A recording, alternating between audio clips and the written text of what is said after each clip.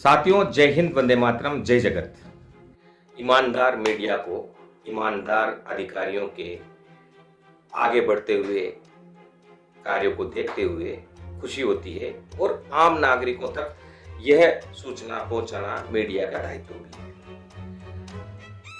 राजस्थान के नए मुख्यमंत्री भजन लाल शर्मा के पहले आदेश में टी रविकांत सीनियर आईएएस अधिकारी का नाम आया है और उन्हें मुख्यमंत्री का प्रमुख सचिव बनाया गया है। मुख्यमंत्री के आदेशों को पालना करवाने के लिए, मुख्यमंत्री तक लगाई जाने वाली गुहार को इम्प्लीमेंट करने के लिए, उन गुहार को सुनकर उनकी तुरंत कार्रवाई करने के लिए इससे बेहतर आईएएस अधिकारी मिल ही नहीं सकता।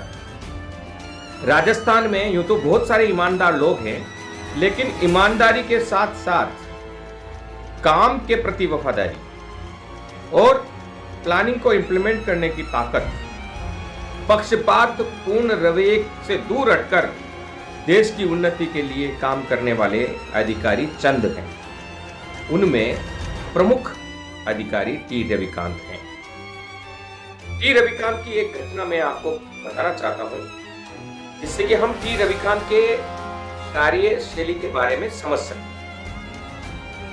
उन दिनों मैं राजस्थान पत्रिका के सिटी पल्स में काम कर रहा था और शहर में बच्चों को भीख मांगते हुए हमेशा देखा, और ये बात मेरे हमेशा चुभती है। मीडिया के रूप में हमेशा गांधी टीवी ने इस बात को उठाया है कि बच्चे क्यों भीख मांगते हैं। इसके पीछे बहुत बड़ा एक गैंग भी चलता है, सारी चीजें सामने हैं। तो मैंने देखा एक बच्चे से भीख मंगवाई जा रही है, उस बच्चे को दिखाकर एक औरत भीख मांग रही है और उस बच्चे का पैर जला हुआ है बुरी तरीके से। मुझे आज भी याद है कि मैंने भी उसकी मदद की और उसके बाद उसकी मदद की गुहार मैंने उस समय जो तत्कालीन समाज कल्याण विभाग के प्रमुख सचिव थे टी रविकांत, उनसे की और उन्होंने इस बात को दिखाया। लेकिन करीब 2 महीने बाद उस बच्चे की हालत ठीक हो गई, लेकिन उसे भीख मांगता हुआ देखा गया और जब ठीक होने के बाद फिर कुछ महीने बाद हमने देखा तो उस बच्चे का दूसरा पैर जल गया। अब एकदम दिमाग में आया कि बच्चों को शारीरिक रूप से प्रताड़ित ना देकर और उनको दिखाकर लोगों की भावना को भड़काकर भीख मंगवाने वाला गैंग तो कहीं सकती नहीं है। और जब उसकी एक पत्रकार के रूप में जांच की तो वाकई ऐसा गैंग उस समय राजस्थान में अलग अलग शहरों में सक्रिय था और पूरे हिंदुस्तान में सक्रिय था। मैं पुनः टी रविकांत जी के पास पहुंचा और उनसे कहा कि आप तो इतने सुलझे हुए अधिकारी हैं, एक कोई अच्छा सा फॉर्मूला लेकर आए। एक फॉर्मूला मैंने भी दिया। उन्होंने कहा कि ये भिक्षा प्रवृत्ति से रोकने की जिम्मेदारी, चूंकि बहुत सारे एनजीओ काम करते हैं, लेकिन वो एनजीओ शहर के अंदर कलेक्टर के अधीन काम करते हैं, तो कलेक्टर की है। तो मैं कलेक्टर को बोलता हूं और उन्होंने तुरंत कलेक्टर को पत्र लिखा और मैं भी जाकर कलेक्टर से मिला। उन दिनों में जय हिंद सोशल डेवलपमेंट सोसाइटी के नाम से एक संगठन हमारा चलता था और उसी के जरिए हम हजारों लोग राष्ट्र निर्माण के कार्य में लगे रहे। तत्कालीन कलेक्टर ने उस पत्र को पढ़ा और पढ़ने के बाद उस पर कोई कार्रवाई की या नहीं की ये पता नहीं, लेकिन भीख मांगने वाले बच्चों में कोई कमी जयपुर में नहीं है। और कुछ साल बाद टी रविकांत जयपुर में पहुंचते हैं कलेक्टर बनकर और वे पहला आदेश ही वही निकालते हैं जो उन्होंने समाज कल्याण विभाग के प्रमुख सचिव के रूप में, प्रिंसिपल सेक्रेटरी के रूप में कलेक्टर को लिखा था।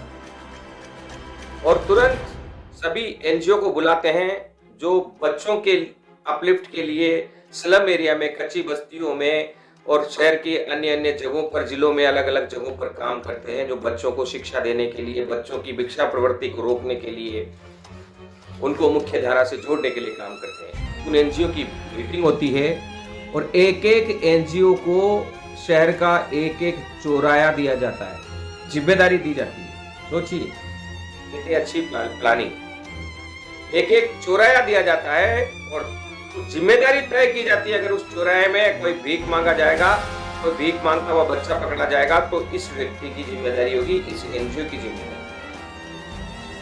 और आनंद फानंद में कुछ ईमानदार अधिकारी है, भ्रष्टाचार चाहता नहीं है, भ्रष्टाचार में संलिप्तता कहीं रहती नहीं है। कोई अगर है ऐसा कोई कर्मचारी नजर में आ जाए, उसकी छुट्टी करने में नंबर 1 है टी रवि।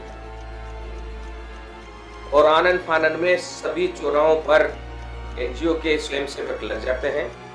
जो सरकार का बजट करोड़ों का उठता है एनजीओ के नाम से, बच्चों के नाम से एनजीओ को दिया जाता है, उसका सही इस्तेमाल होता है। और लंबे समय के लिए भिक्षा प्रवृत्ति बच्चों द्वारा की जाने वाली घटना समाप्त हो जाती है। यही नहीं रुकते, उसके बाद बाल मजदूरी पर आक्रमण किया जाता है। बाल मजदूरी जहां जहां होती है वहां छापे डालती है सरकार के कर्मचारी अधिकारी, और बाल मजदूरी करवाने वाले लोगों को पकड़कर जेल में डाल दिया जाता है। और जो बिहार से बच्चों को खरीद कर लाकर बाल मजदूरी या गुलाम बनाकर जो काम कराने की प्रवृत्ति में लगे हुए बहुत से लोग थे, उन्हें जयपुर से भागना पड़ता है, दूसरे शहरों की ओर रुख करना पड़ता है। और उन बच्चों के माँ बाप को बिहार से बच्चों को छुड़ाने के लिए बुलाया जाता है। और ये प्रवृत्ति लंबी चलती है। पिछली सरकार में भी ये प्रवृत्ति चली, लेकिन इसकी शुरुआत टी रविकांत ने की। इसके अलावा मुझे आज भी पता है, सचिवालय में हम किसी अधिकारी कर्मचारी से मिलने जाते थे तो वो मिलता ही नहीं था। हम पूछते कहाँ गए, कि साहब आए तो थे लेकिन कहाँ है ये पता नहीं। और कई बार अधिकारी कर्मचारी दिन भर मटर गश्ती करते और शाम को जाकर रजिस्टर में साइन करके आ जाते। तो टी रविकांत वो नेता है जिन्होंने राजस्थान में सचिवालय में कर्मचारियों और अधिकारियों को बायोमेट्रिक पद्धति से हाजिरी अनिवार्य की। और जब उनको लगा कि ये तो सुबह हाजिरी दे जाते हैं और बाद में भाग जाते हैं, तो उन्होंने 3 बार बायोमेट्रिक पद्धति से हाजिरी देने की शुरुआत की। तो सरकारी अमले को, कर्मचारियों को और अधिकारियों को कैसे काम कराया जाता है, उसकी पूरी गणित टी रविकांत को है।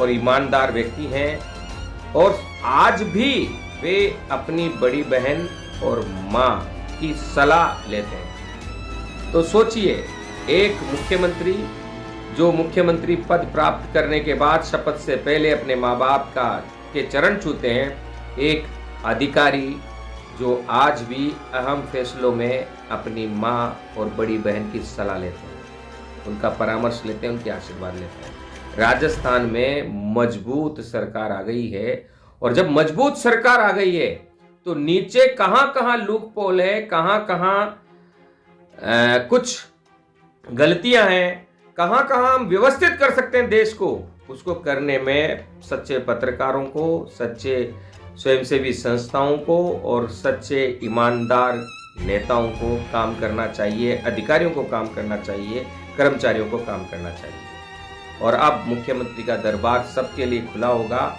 आप जा सकते हैं। वहाँ कर्तव्यनिष्ठ और ईमानदार एक मुख्यमंत्री हैं और कर्तव्यनिष्ठ और ईमानदार एक मुख्यमंत्री के प्रिंसिपल सेक्रेटरी हैं, प्रमुख सचिव।